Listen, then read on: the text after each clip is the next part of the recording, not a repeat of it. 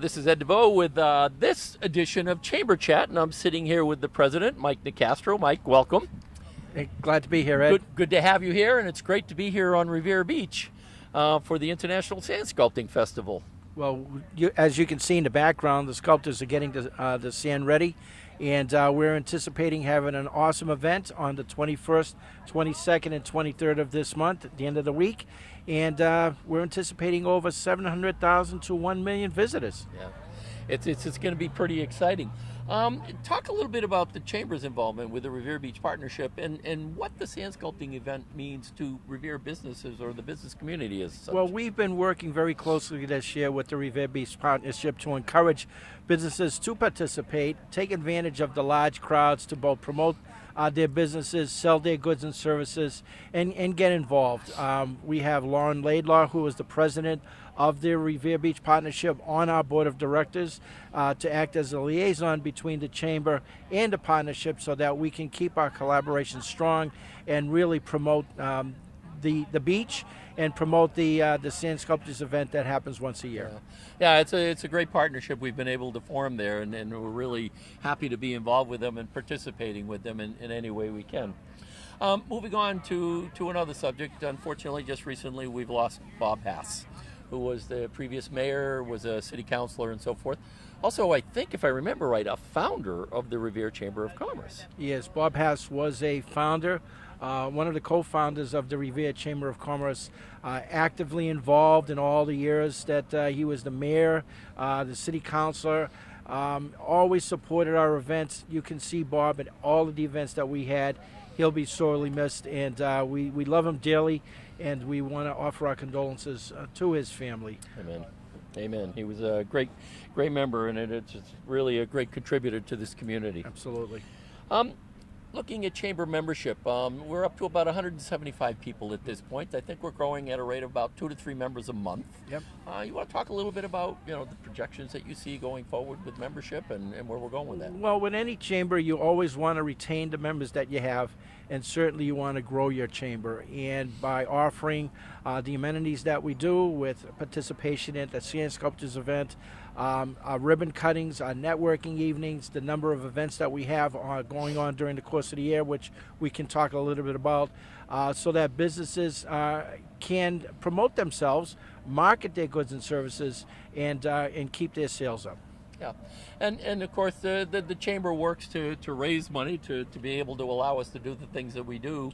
Some of the events we run is the Community Awards event and of course the golf tournament. Talk about those two events which were held over the last 3 or 4 months. The Community Awards event really is our keynote event, as it's become over the last several years, where we honor different members of the community for the wonderful work that they've done. It's a nice opportunity to come out and say thank you to those individuals for the leadership that they've shown, the dedication that they've shown to the community. Our golf tournament is a lot of fun. I'm a duffer myself. I spend a lot of time on the beach at the golf course, which is the Sand Trap.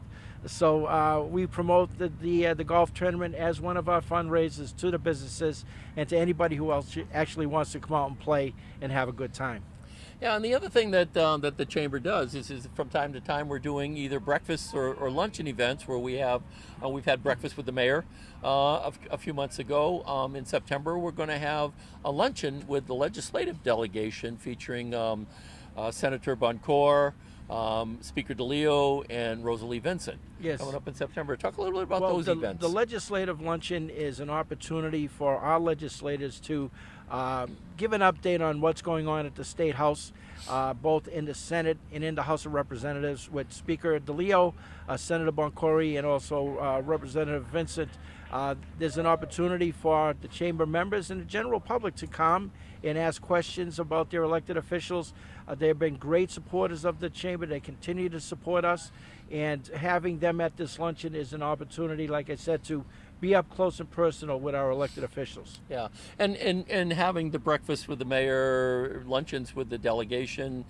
We have always have great representation from the city council at those meetings. It's so important to maintain those connections with the government representatives who have a big impact on the future and how well businesses do. Well, again, the breakfast with the mayor was a huge success. We had a number of the city councils that were there. President of the council, Bob Hass, was in attendance as well. And again, it's an opportunity for the mayor and the council to talk a little bit about what's going on at the city level, and for members of the business community to ask questions of their elected officials on the municipal level. We've had great support from the mayor and from the city council, and that will continue to happen as we collaborate with them on. There's a number of events that are going on, and I'm sure, Ed, we can touch on some of those. Sure, and we will. And one of them, of course, is that we've met with the mayor in his office, and we'll continue to have meetings with the mayor to talk about projects and issues that are near and dear to the businesses. The mayor is a strong supporter of businesses in the city of Revere, particularly small businesses and trying to get started. He has, with his leadership, he's shown the capacity to be at all of these events, promoting businesses and doing everything he can to help new businesses in the city, and certainly make sure that the businesses that have been established continue to grow.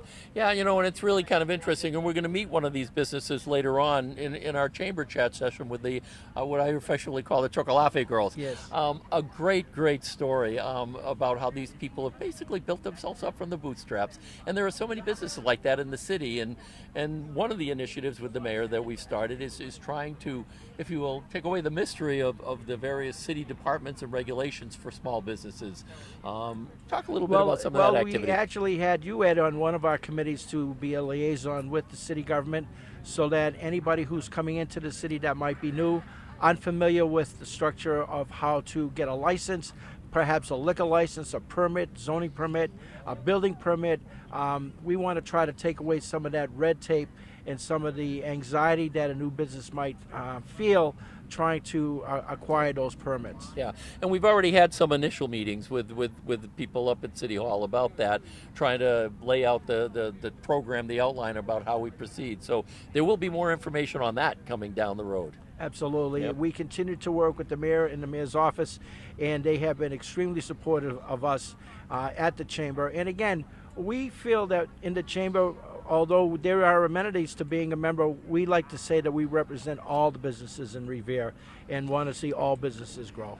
And that's a good point. And I was going to mention that with the luncheons. The luncheons are open to everybody. You don't have to be a member to go to the luncheon. So if you're interested in hearing from the state delegation or coming to the breakfast with the mayor, you're more than welcome to attend. There are a number of luncheons that will be happening over the course of the year, in addition to the legislative luncheon, and a lot of other networking opportunities. So, check the Revere Journal, check the local listings, and see check Revere TV, and you'll see what's coming up in the following months. Yeah, and speaking of networking opportunities, the chamber was invited and got to participate in the mayor's latest Young Professionals Night, which was held East Boston Neighborhood Health Center up on the terrace there. It was a great night. Yep. Great opportunity to meet a lot of people, solo practitioners and whatever, with businesses in the city, young and old, frankly, for that matter. Chamber is going to be doing something with the mayor on that event going forward. Yeah, we're working right now on a date with the mayor for another Young Professionals Night that the chamber can co-sponsor. And again, when we have these type of networking opportunities, it's really incumbent upon the business to network, to talk to other people, to bring your business cards, to promote your own business. And again, you never know, one event could make your entire season, depending on who you might hook up with or who you might encounter at these events. So they're very popular. We encourage you to come down and join us and have fun with us while we do this. It's amazing. And just that night at the Young Professionals, I think I had a list of about a half a dozen people to follow up with after that night, and on various things that we were talking about. It is a great event. One of the other things that we're actively involved in the city on is the Columbus Day Parade. Talk about, and you were actually on the committee. Talk a little bit about that. I'm actually one of the co-chairs for the city for the Columbus Day Parade. The parade is moving along smoothly. We're getting a number of bands and acts to participate in the parade. We had a hugely successful fundraising evening with the DJ and dancing, delicious Chinese food, and we're looking forward to having one more like that in September. We had over 300 people that attended, and most of them did bring their dancing shoes and had a lot of fun. And I have to say, and I know you were one of the members on the floor, but if I remember right correctly, and towards the end of the night, something happened with the AC system. The air conditioning went out, but that didn't stop people from dancing. Absolutely not. I can still cut some rug when I put my mind to it, and I was having a great time, but nobody was deterred from the AC being shut off, trust me. Yeah, it was a great time. Well, I think that hits most of the things that I had listed. Anything in particular that I haven't hit upon, Mike, that you would want to mention? We have the City Fall Festival that's coming up, Ed. That's something that I know that you're involved with the mayor. We have the Small Business Saturday that's going to be coming up towards the end of the year as well, where we'll be going from business to business along Broadway. The mayor will be in tow with us, welcoming the different businesses on Broadway. So that's what's coming up in the future, in the immediate future, but we're getting ready to enjoy the Sand Sculpting Festival, which has been going on for a number of years here in Revere. Yeah, so we're looking forward to a beautiful week ahead and festivities this coming weekend, so it should be a great time. Yes, it is. All right, well, for the Revere Chamber of Commerce, I'm Ed DeVoe, President Mike DeCastro. Until we meet again, take care. Thank you, Ed. You're welcome.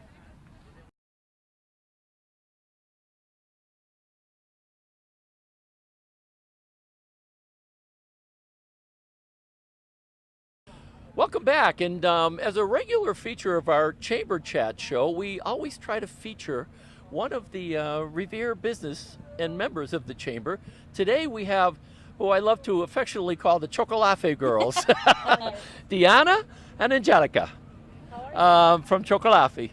Thank you very much for inviting us. It's my pleasure, and it's great. I've heard so much, and I truth be told, I've not yet had one of your great products yet, but I'm going to be getting there. But I've heard so much about them, and it sounds so good. But first I want to start with where you're from, what brought you here, and how you got your business started.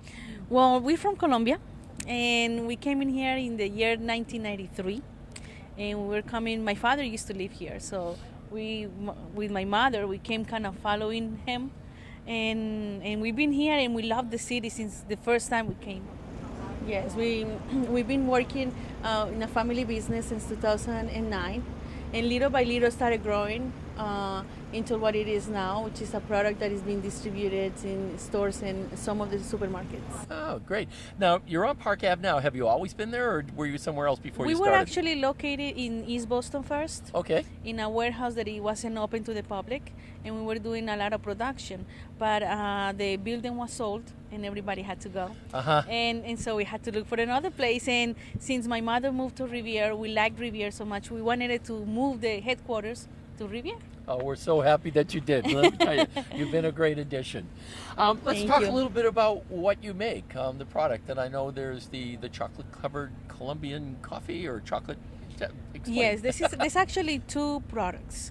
One product is called Chocolafe, and it's like a combination of chocolate with Colombian coffee. It's a coffee bean covered in chocolate. It's handcrafted, so we make it look very elegant. So we have a lot of weddings and a lot of corporate events that we customize, and they love it because every time when you bite it, you go with the chocolate, but then you go straight to the coffee. There's nothing better than that feeling, I'll tell you.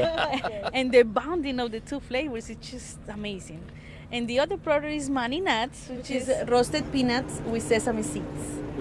With sesame seeds. Sesame seeds, okay. Yes, and the flavor is so good it can make you nuts. Yeah. Donuts with Mani Nuts, yeah. Well, you were telling me earlier too, the Spanish word for nuts is mani.